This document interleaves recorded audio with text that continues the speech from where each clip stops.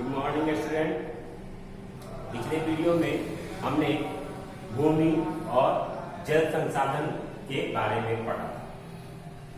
Topic by topic हम लोगों ने भूमि, मृदा और जल संसाधन के बारे में पढ़ा था। उसके वर्गीकरण, उसका उपयोग, उसका संरक्षण, उसका प्रबंधन, उसके गुण दोष के बारे में हम लोगों ने पढ़ा था।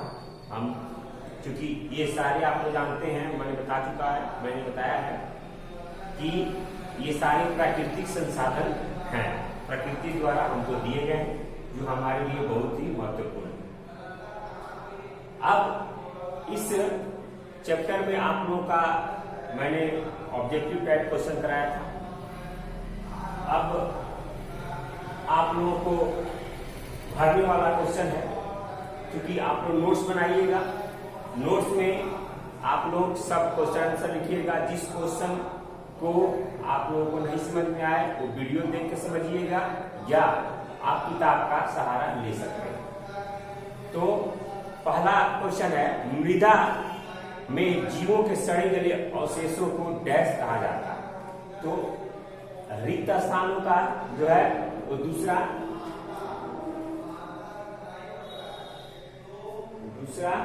का क्या है? एक नंबर क्वेश्चन क्या कह रहा है? रिक्त स्थान। तो पहला कह रहा है, मृदा में जीवों के सड़े गले अवशेषों को क्या कहते थे? ह्यूमस।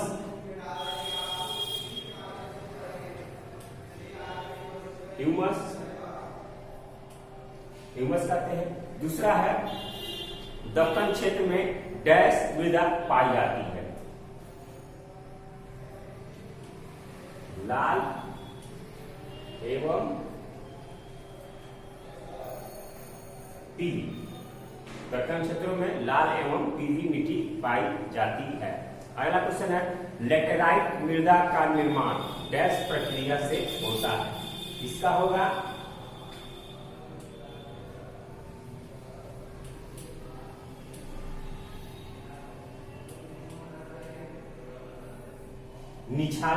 निछालन की प्रक्रिया से लेटेराइट मृदा का निर्माण होता है। अगला क्वेश्चन है, भूमि एक डैश संसाधन है। तो हम सब जानते हैं भूमि एक प्राकृतिक संसाधन है।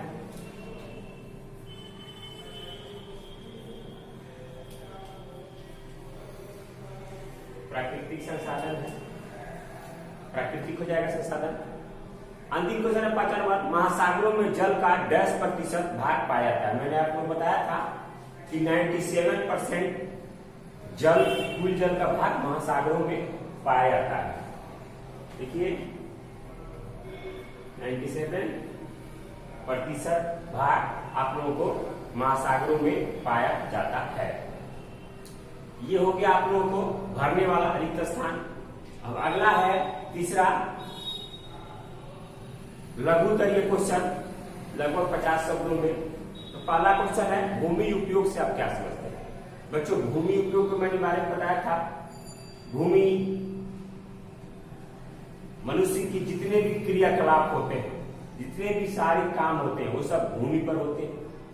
भूमि द्वारा हम पोषित भी होते हैं, कृषि कार्य करते हैं जिससे हमको अन्न मिलता है।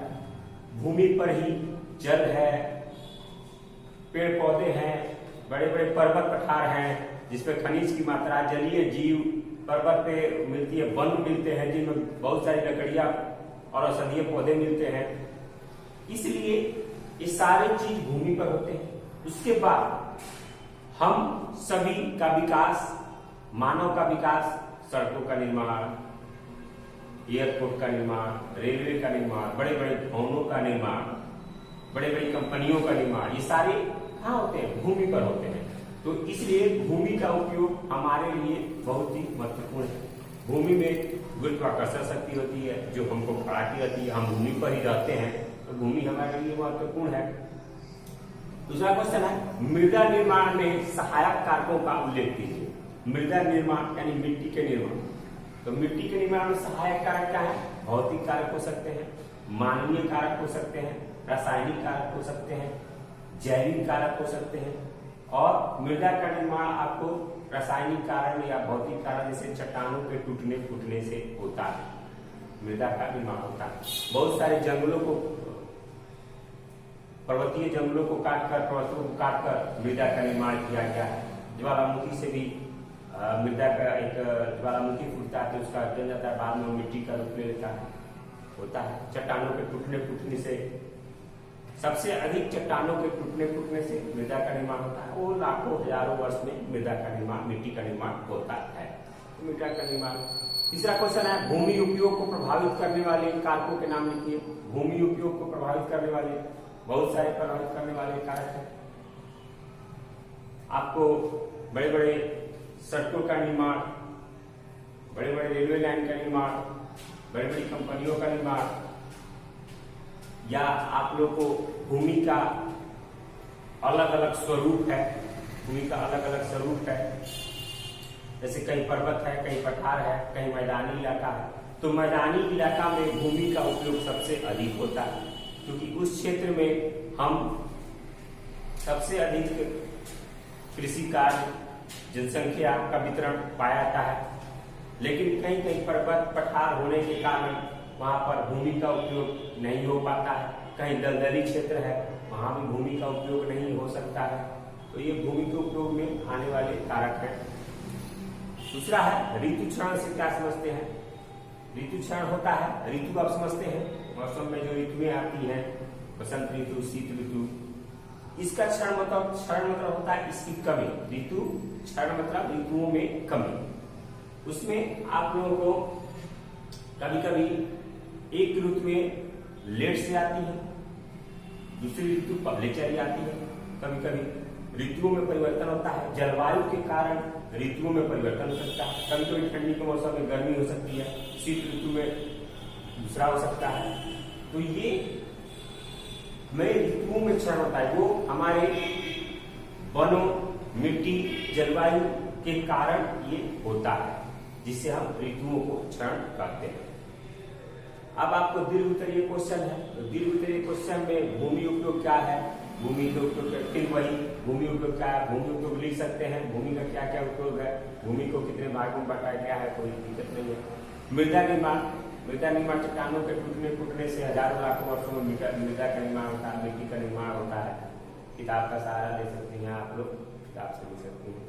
मृदा अपरदन के कारकों का उल्लेख करिए। मृदा अपरदन बताया तो हम कि मृदा का एक स्थान से दूसरे स्थान पर किसी कारणवश चले जाना, किसी कारक द्वारा चले जाना, तो वो मृदा अपरदन कहलाता है। जैसे हवा द्वारा मिट्टी को बहा के ले चला गया, बाढ़ द्वारा मिट्टी का कटाव हो गया, अत्यधिक सिंचाई से मिट्टी का ऊपरी परत चला जाना, वो हमको मृदा अपरदन कहलाता है।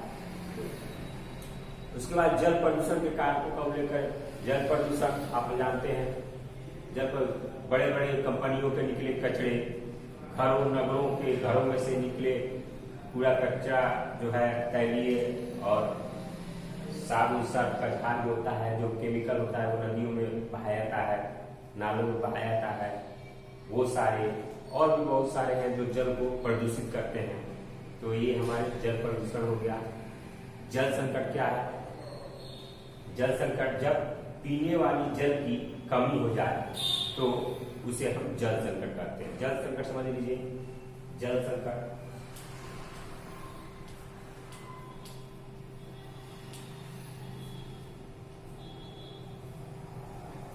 प्रत्येक आदमी को प्रतिदिन, प्रत्येक आदमी को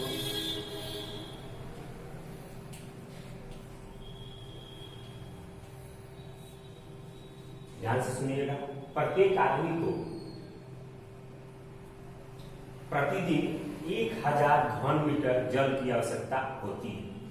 प्रत्येक आदमी को प्रतिदिन 1000 घन मीटर की आवश्यकता होती है। और जब इससे कम जल मिलने लगे मानव को, प्रत्येक आदमी को, तो उसे हम जल संकट कहते हैं। ध्यान से सुनिएगा, प्रत्येक आदमी को 1000 घन मीटर की आवश्यकता होती है जल की प्रतिदिन, और इससे जब कम जल उपलब्ध होता है तो उसे हम जल संकट कहते हैं। आप लोग नोट्स में लिख सकते हैं।